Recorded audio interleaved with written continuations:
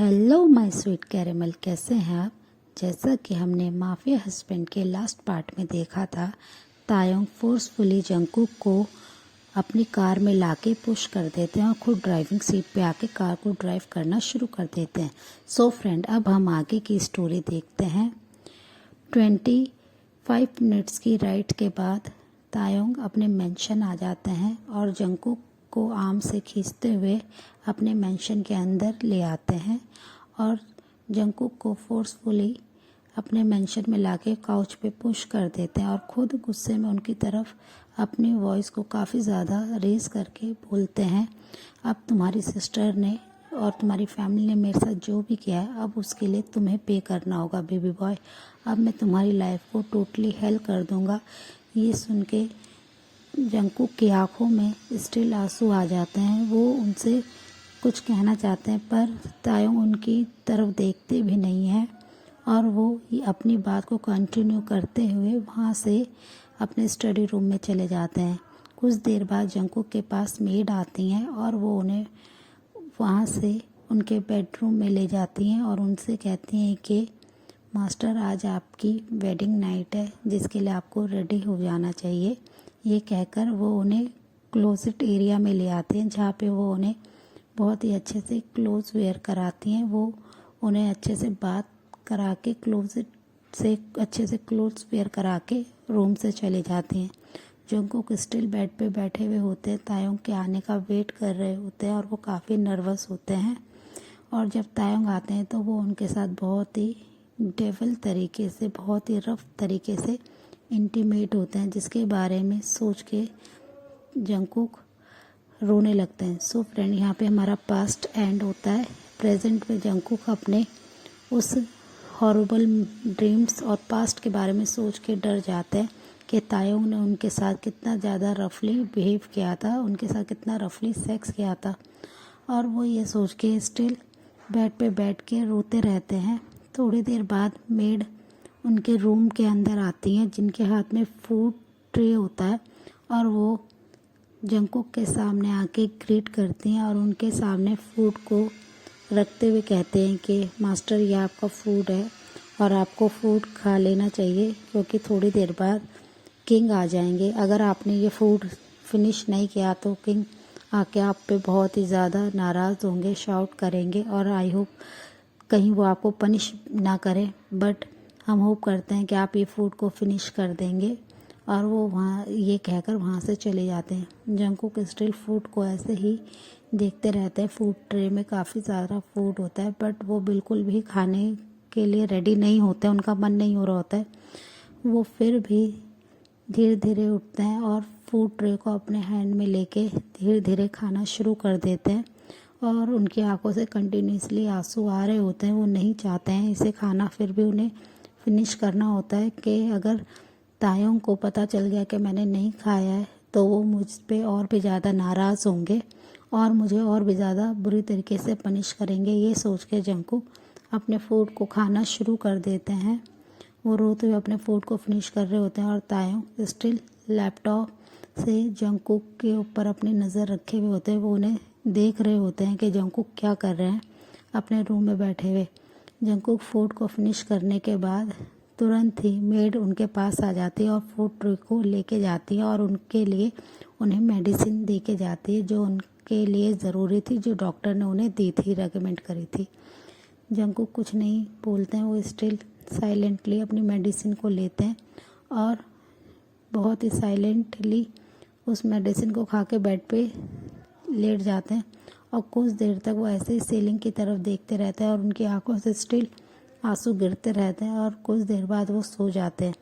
जब वो सो जाते हैं तो बहुत ही स्लोली फुट स्टेप के साथ तायोंग उनके रूम में आते हैं और वो उनकी तरफ देखने लगते हैं कि जंगकुक कितने ब्यूटीफुल लगते हैं सोते हुए। वो किसी एंजल से कम नहीं लगते हैं, उनका इतना ज़्यादा प्रिटी फेस है।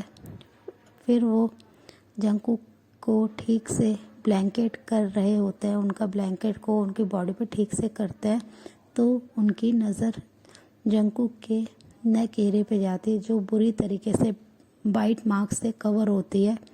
जंगकुक के फेस को छोड़ के उनकी बॉडी के एवरी पार्ट पे सिर्फ तायोंग के दिए हुए बाइट मार्क्स हैं और उनकी पूरी बॉडी पे तायोंग के दिए हुए चोट के मार्क्स हैं, जिसे देखकर तायोंग थोड़े से शॉक्ड होते हैं कि जंगकुक को कितना पेन हो रहा होगा।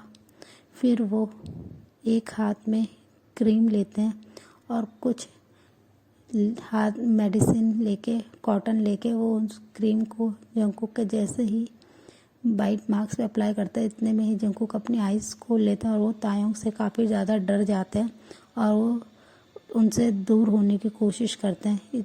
जैसे ही तायोंग ये देखते हैं कि जंगकुक उनसे डर के दूर हो रहे हैं, तो तायोंग उस क्रीम को रख देते हैं और रूम से बाहर जाने लगते हैं विदाउट कुछ जंगकुक को कहे हुए। और जंगकुक काफ़ी ज़्यादा डर जाते हैं, वो स्टिल रोने लगते हैं, पर तायोंग उनकी तरफ टर्न बिल्कुल भी नहीं होते, वो अपने दूसरे रूम में चले जाते हैं।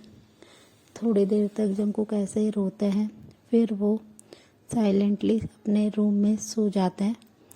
नेक्स्ट डे तायोंग उन्हें पूरा दिन कोई भी डिस्टर्ब नहीं करते हैं। जंगकुक बहुत ही पीसफुली सोते हैं, तायोंग उन्हें बिल्कुल भी पनिश नहीं करते हैं। नेक्स्ट डे तायोंग उनके जब रूम में आते हैं तो वो देखते हैं कि जंगकुक स्टिल पहले से ही जगे हुए हैं और वो फ्रेश होके रेडी हैं। तो तायोंग उन्हें अपनी कोल्ड वॉइस में कहते हैं कि अब तुम पहले से ठीक हो और चल के मेरे लिए ब्रेकफास्ट रेडी करो। तो जंगकुक उनसे कुछ नहीं कहते हैं, बस अपने हेड को यस में हिलाते हैं और चुपचाप उस रूम से बाहर आके किचन एरिया में आ जाते हैं और तायोंग के लिए फूड रेडी करने लगते हैं। तायोंग भी अपने रूम से बाहर आके डाइनिंग एरिया में आ जाते हैं और अपने फूड का वेट करने लगते हैं। जंगकुक बहुत ही जल्दी फूड को रेडी करके तायोंग को लाके देते हैं। उन्होंने बहुत ही टेस्टी फूड कुक किया होता है। तायोंग को जंगकुक के हाथ का बनाया हुआ फूड काफ़ी पसंद होता है, वो उन्हें खाना बहुत अच्छा लगता है। वो ऑलवेज अब तायोंग जंगकुक के हैंड का ही बना हुआ फूड को खाना पसंद करते हैं। वो अपने किसी भी मेड को अपने लिए फूड रेडी करने के लिए नहीं कहते हैं, बस वो जंगकुक को ही फूड रेडी करने के लिए कहते हैं। जंगकुक साइलेंटली एक कॉर्नर में खड़े होते हैं और वो अपने हेड को नीचे करे हुए होते हैं। तायोंग जब उनकी तरफ देखते हैं कि जंगकुक का फेस कितना प्रिटी लग रहा है और वो उनकी तरफ अपनी बहुत ही क्वेश्चनिंग आइज से देखते हैं कि जंगकुक उनसे कुछ कहे, कुछ बात करे, बट जंगकुक बहुत ही साइलेंट चुपचाप वहाँ पे खड़े रहते हैं। तो तायोंग उनकी तरफ ना देखते हुए अपने फूड को फिनिश करते हैं और फिर वो अपने मेंशन से अपनी कंपनी के लिए चले जाते हैं। जंगकुक स्टिल पूरे दिन रूम में ही रहते हैं। तायोंग उन्हें बिल्कुल भी अब डिस्टर्ब नहीं करते हैं पहले की तरह, बट वो एवरी नाइट ही उनको हार्शली पनिश करने के लिए रेडी रहते हैं, जिससे जंगकुक को काफ़ी ज़्यादा प्रॉब्लम होती है। तायोंग बहुत ज़्यादा उन्हें परेशान करते हैं, जिसकी वजह से उनके पेरेंट्स परेशान हो। तायोंग ये सोच कर उन्हें काफ़ी ज़्यादा परेशान करते हैं और वो स्टिल बार बार अपने माइंड में ये रिपीट करते रहते हैं कि जेनी ने जैसे मेरे साथ चीट किया है, उनका पनिशमेंट मैं इसके ब्रदर को ज़रूर दूंगा। और वो ये कहकर काफ़ी ज़्यादा गुस्से में होते हैं। वो अपने ऑफिस में बैठे होते हैं तो तायोंग के कुछ जो गार्ड्स हैं वो उनके रूम में आते हैं और वो उन्हें बताते हैं कि सर, हमने जेनी को कोरिया में ही देखा है। ये सुनकर तायोंग काफ़ी ज़्यादा गुस्सा हो जाते हैं और वो अपने तुरंत ही डिटेक्टिव को कॉल करके जेनी की सारी इन्फॉर्मेशन निकालने के लिए कहते हैं और उनके डिटेक्टिव जी किंग कह के फ़ोन को कट कर देते हैं। तायोंग काफ़ी ज़्यादा गुस्से में होते हैं और वो तुरंत ही अपने सारे ऑफिस के वर्क को कंप्लीट करके अपने हाउस के लिए निकल पड़ते हैं। जब वो आते हैं तो वो अपने सामने जंगकुक को देखते हैं, जो जंगकुक लिविंग एरिया में होते हैं। वो वाज में फ्लावर को लगा रहे होते हैं, फ्लावर्स को अच्छे से रूम को डेकोरेट कर रहे होते हैं।